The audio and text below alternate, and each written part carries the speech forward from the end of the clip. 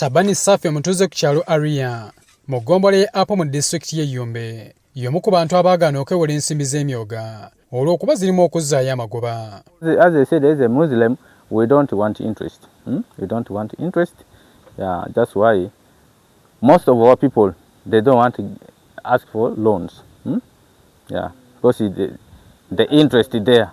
Newankubadde enteekateeka y'emyoga eyambe bangi mu bitundu ebitali bimu okukyusa obulamu bwabwe mu disitulikiti y'e Yumbe, abamu bakyagisimbidde kuli naddala abayisiraamu nga basinga obungi mu kitundu kino olw'okuba tebakkiririza mu kuzzaayo magoba.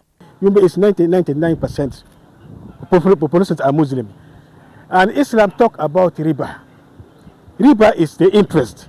Now, when you tell them to get this money, then they fear.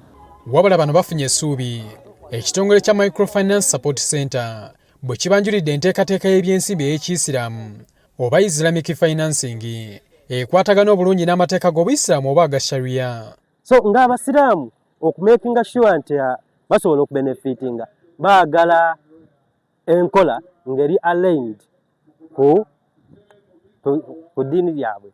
So tasobola kuleeta nkola nga erina riba. Okusinziira ku MSC, abantu bano egenda kubakolamu ebibiina eby'enjawulo okufaananako nga bwe bakola ku myoga oluvanyuma babawe ssente basobole okwekulaakulanya. The different products that we've been offering include murabaha, which is suitable for asset financing, mudaraba, which is suitable for working capital. The groups and circles are able to access money and on lend to their members to facilitate various business activities.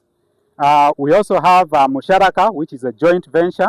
Ssentebe wa disitulikiti y'e Yumbe Abdul Mutwali Bwasiko asiimye enteekateeka eno ng'agamba nti abantu be bangi babadde basigalidde mabega olw'okukkiririza amateeka ga sharia. There's been some hesitance from the leaders, the Muslim leaders, about these programs, though the reception has been good, but that hesitance from the leaders, because the leaders are responsible for mobilization. So the fact that there's been that hesitance from the Muslim leaders has been our challenge in the success of a number of these programs that relate to providing soft loans to our communities for livelihood support.